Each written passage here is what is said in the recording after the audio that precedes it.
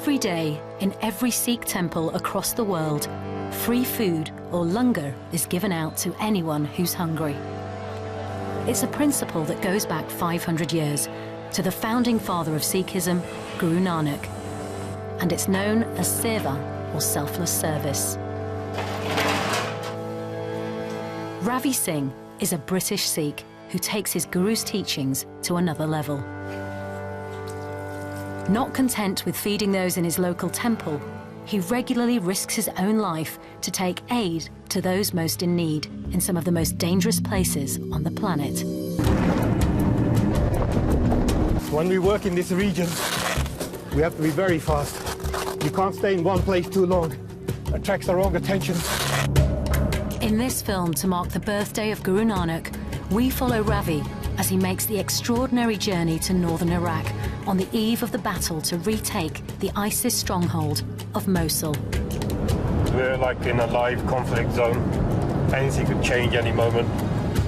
Through Ravi's work and the stories of those he's fought to help,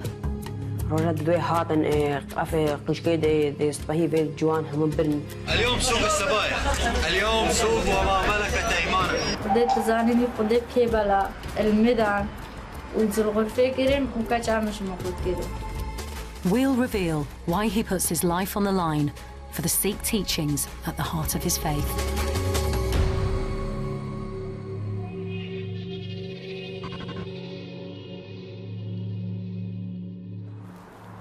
Today is Ravi Singh's birthday, and he's visiting his Punjabi mother, 3 days before he's about to leave for a trip to one of the most dangerous countries in the world. How does she feel about you going away next week? Where are you, how does she feel about that? She didn't know. I don't tell her a day before I go. She's always praying like he comes back, I come back in one piece. It's strange, like I'm 47 today. And my mother is still like, treat me like a teenager. But I'm very proud, she says. Very proud, but I'm always very worried.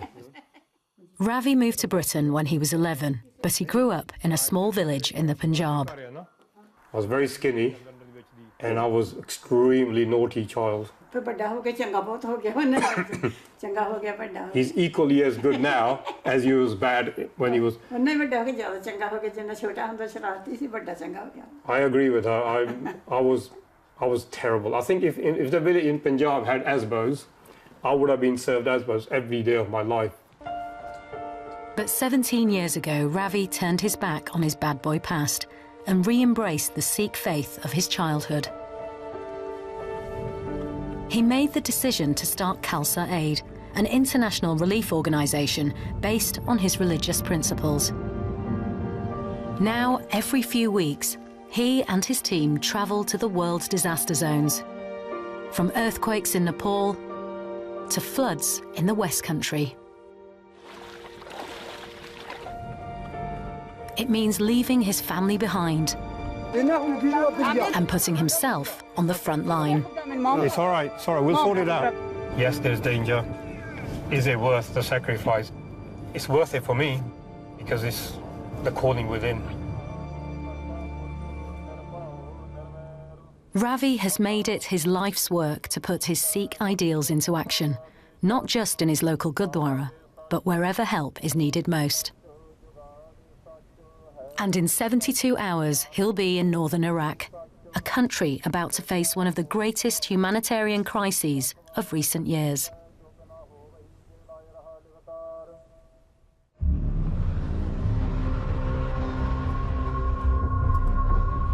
Ravi has arrived in Iraqi Kurdistan and is making the 2-hour journey from Erbil to Duhok. The area is well known because we're like, you could say, in a live conflict zone. Anything could change any moment. It's a route that takes him within 30 miles of one of the most dangerous cities in the world, the ISIS stronghold of Mosul. Mosul's on our left, we're veering towards the right to Dohuk. Mosul is still under ISIS occupation control, so we have to be careful. As Ravi makes his way north, coalition forces are preparing for an attack on the ISIS capital. The final countdown for the Battle of Mosul is underway. Major General Rupert Jones says Iraqi forces will make the move within the month. Peshmergas and Iraqi forces, they're trying to, cut all the roads to Mosul, so they don't get any more supplies from Raqqa and other places, so they can, eventually attack. This area of northern Iraq has become a haven for Yazidi families, an ethnic religious group forced to flee their homes 2 years ago by the threat of genocide at the hands of ISIS, who believe they worship the devil.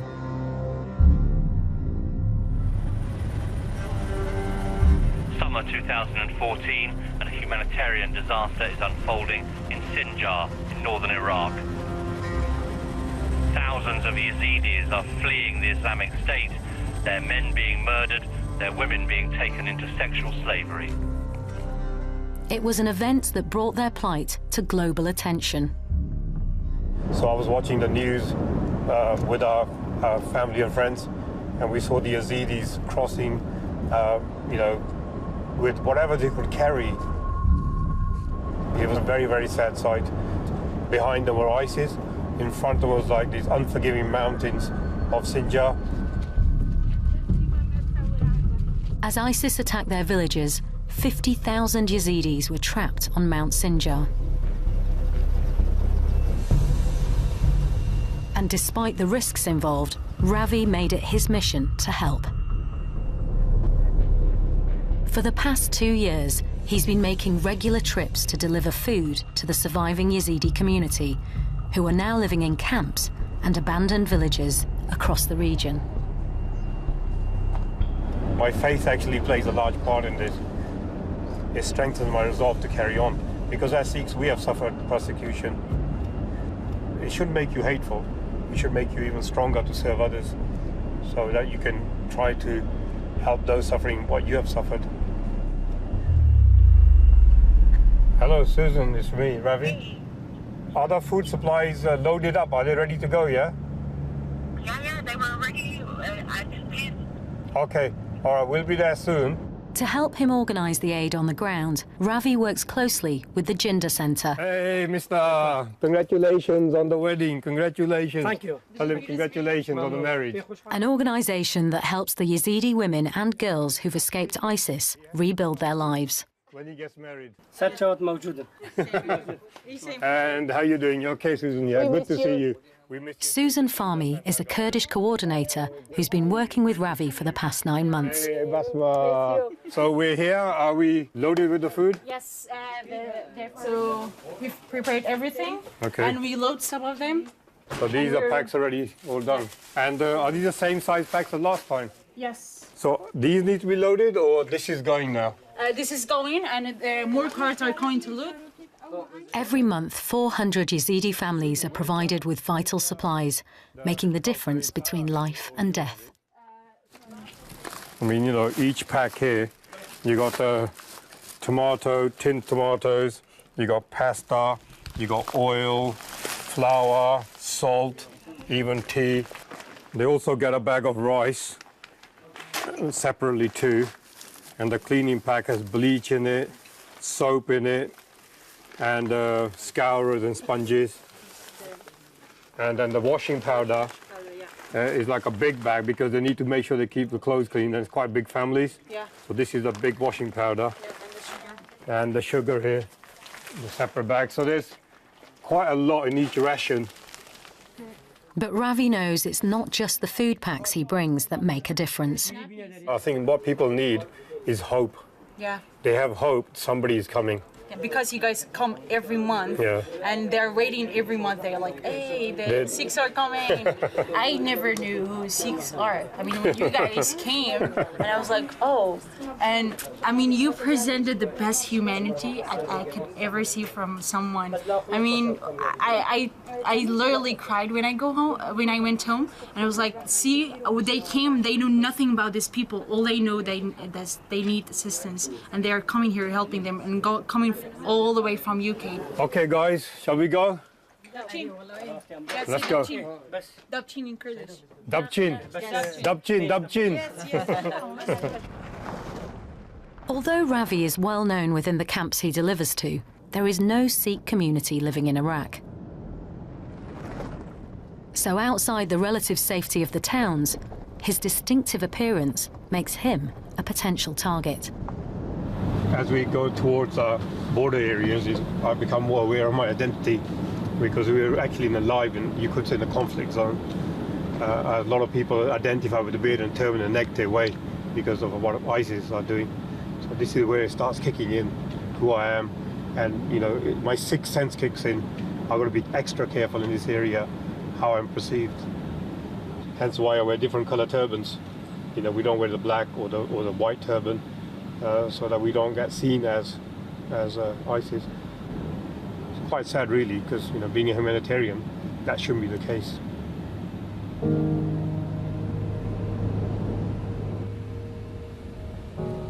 The first camp Ravi is visiting is close to the Turkish and Syrian borders. The Yazidis living here are all from Kocho village, which was attacked by ISIS in August 2014. Most people who are going to come here for this food are women on their own, and they're from a village called Kocho, and the village, basically the men were slaughtered by ISIS. Almost all the men were slaughtered, so they don't have real breadwinners in the family. So majority of the recipients of this food aid will be the women who survived the massacre. And this is why it's very important to give food here. It's estimated that at least 300 men and 80 older women were shot by ISIS in Kocho village. The younger women were taken away into sexual slavery. Sarah was one of them. Members of her family are still in captivity, so her name has been changed to protect her identity.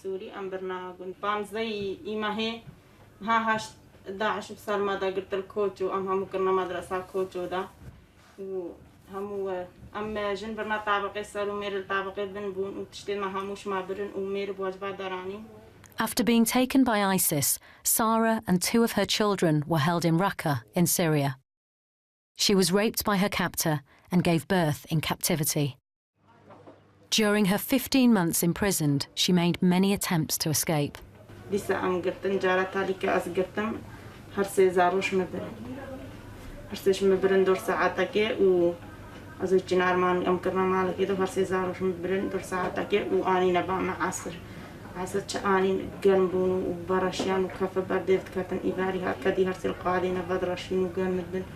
ما برنا مستشفى مشنا مستشفى غن إيه كتشكيل مليون بود تختورة فحسكرن وتشتو داني دا إيه كتشكل بان مدام مرتشا أمشون وهادو قدي برنا غرفة سر تختورة قبوا شعدا بان سارو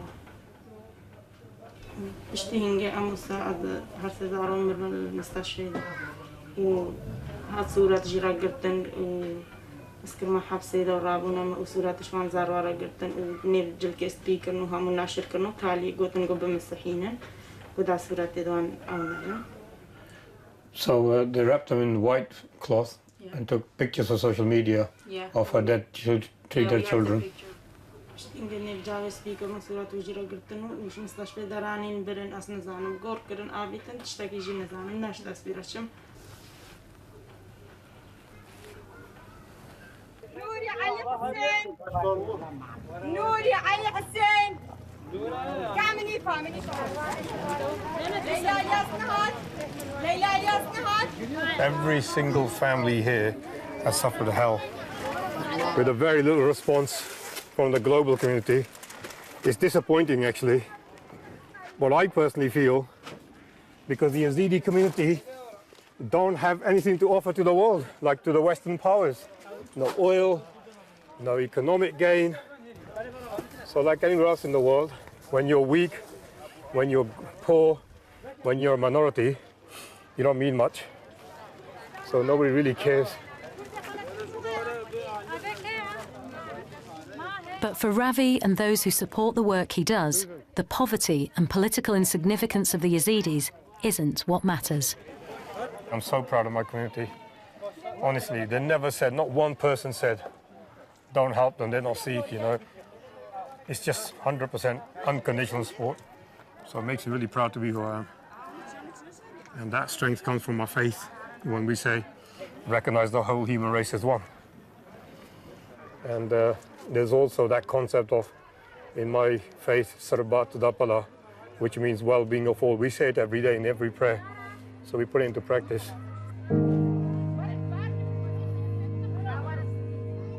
You want me to help you? Yeah, where? Where you want to take these? Where you want to take them? Where? I'll help them.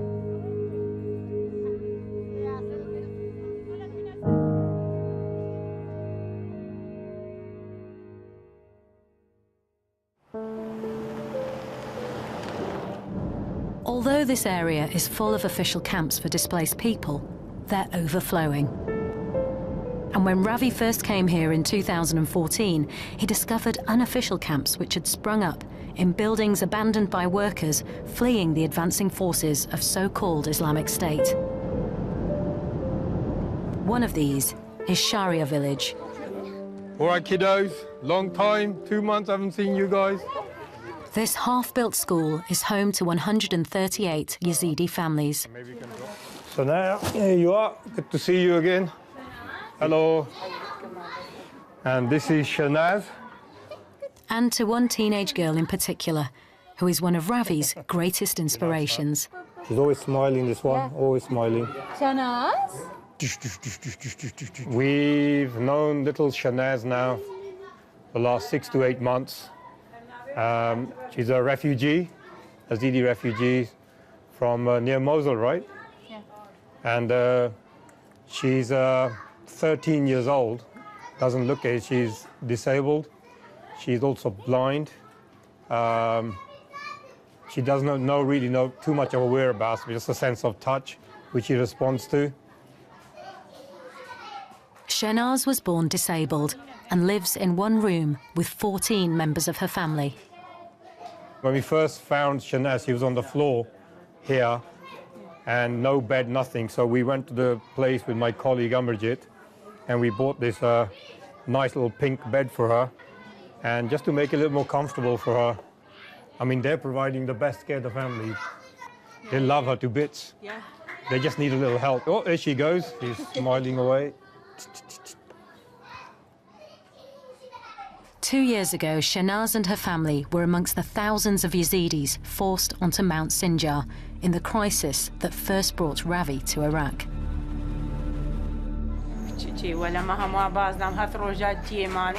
In 48-degree heat, facing starvation, and with ISIS behind them, Shanaz's mother Bahar had to carry her daughter to safety.7 days with Shanaz and the family?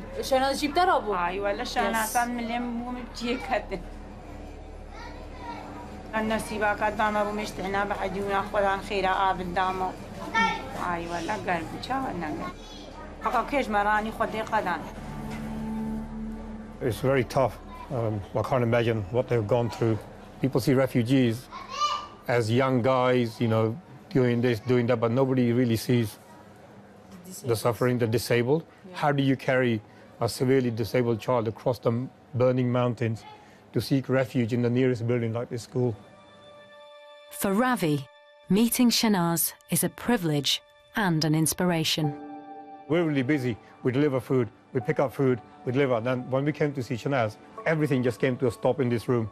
It was like that. Time stood still. Everything, nothing else mattered. We carried on deliveries with other people. We went to buy bed for Shanaz.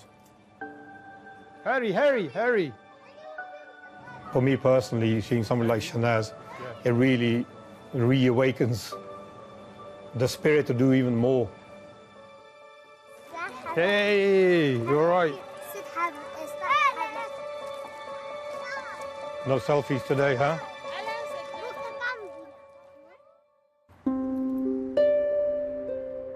It's Ravi's final day in Iraq, and he's spending the morning in Dahok. Today we're meeting some of the girls who've been released or freed from ISIS.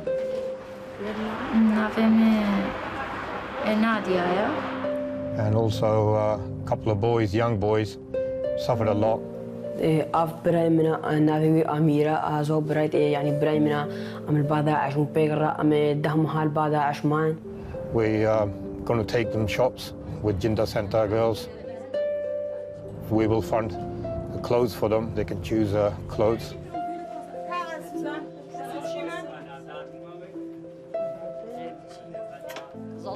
It's not really much. It just gives them a little break from that daily routine because nobody really asks them how they are, what happened to them. And this way they come into the city, they get taken to the shop, they buy some clothes. It's not just about delivering food and stuff, it's also making them feel a little bit more human as well. Like, you know, that personal touch that we do care.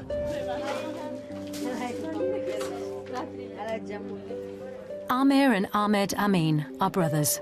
They were captured by ISIS when they were betrayed by a local Muslim who gave their location away when ISIS invaded their village. أمبرنا تدريب سر دربان سرت صلاح عوان ومقطعي سرج كرنا بيشمات كرن وقوتنا ما جو هرن أمي واشينا دارت العربي. Nadia, whose name has been changed to protect her identity, is the mother of 5 children. She and her 11-year-old daughter were taken into sexual slavery.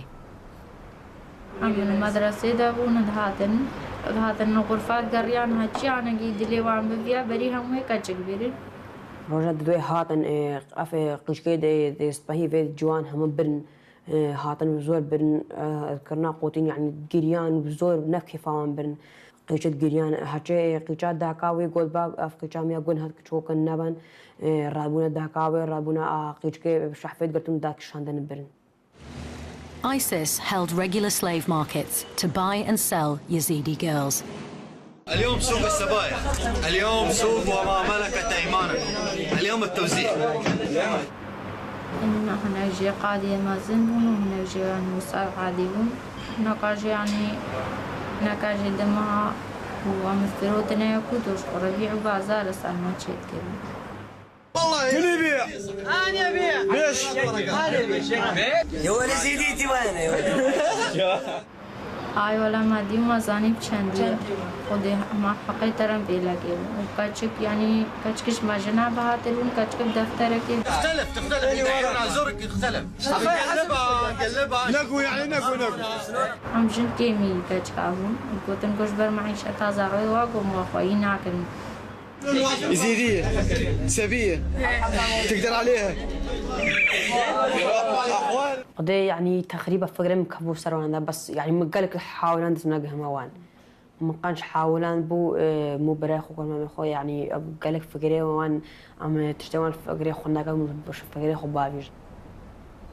It's estimated that 3,500 Yazidi women are still in captivity. Nadia's 11-year-old daughter is one of them. She doesn't know where she is.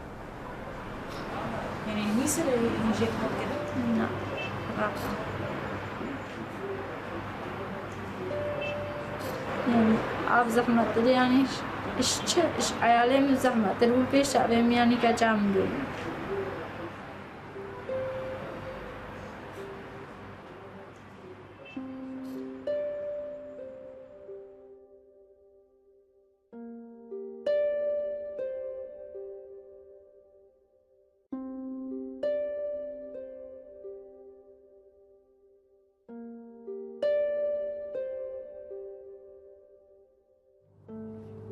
You get humbled by their bravery, their courage, and carry on.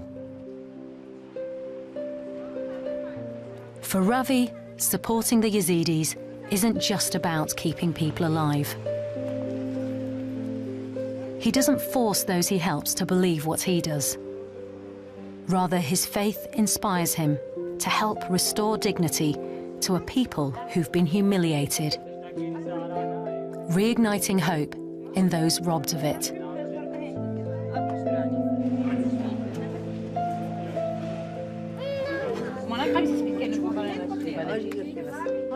These young guys had a horrific tale. They were held captive and trained to behead people, and they still tell us through the translation when they close their eyes at night, they still have visions of their captors.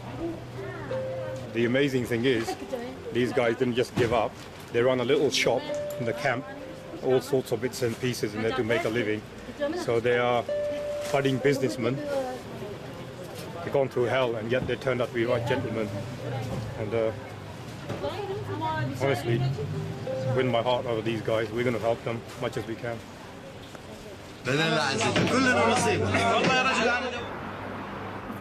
يعني حيوان شوان شديد دي يعني چند يعني وان سمعتا يعني اسلام يجيش كين عندي دجنم دولة الإسلامية نعم نا دولتك أو نا هم نفسها وحشان نفسها كلامي خدي كلامچه مجي كلامچه مدرسة كشكي دي زيادة دي واس كلامچه دست آباد كرين وبرنا غرفة كده وهتانجي يعني تشونا باله زوجان يعني شاب أفنا جريمة.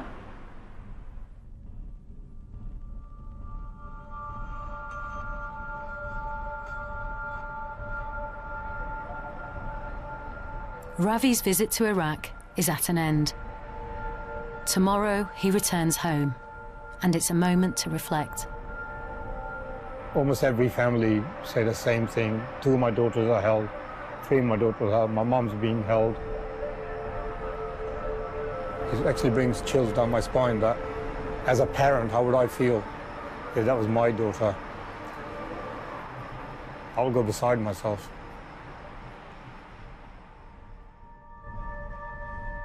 But no matter how dark the suffering he's seen, Ravi still believes it's possible to start again. It's a conviction born out of his own experiences. Sometimes there's a reawakening of the soul, but it takes something to reawaken you. And in the mid-90s, I discovered my childhood friend in the village, Channi, was brutally tortured by the police in India in 1989 and killed through torture because he was a practicing Sikh. And I was clean-shaven, living it up outside in London, didn't care about my faith or anyone. That really hit me so hard, say, what the hell am I doing? Look at me. My friends, my best friends being killed by the police. So far away, I haven't spoken to him. There's so many things I wanted to say to him then. Everything came flashing back. That's all gone. So next day I wore a turban. And I've never taken it off since. It's a moment that led Ravi to re-embrace the religion of his childhood and become a living testament to the Sikh ideal of selfless service in the world. His killing didn't make me into a hateful person, a vengeful person. It made me more into a humanitarian. That hate achieves nothing. So it doesn't matter where you come from, we can all change. We can all change our lives. You don't have to stay where you are.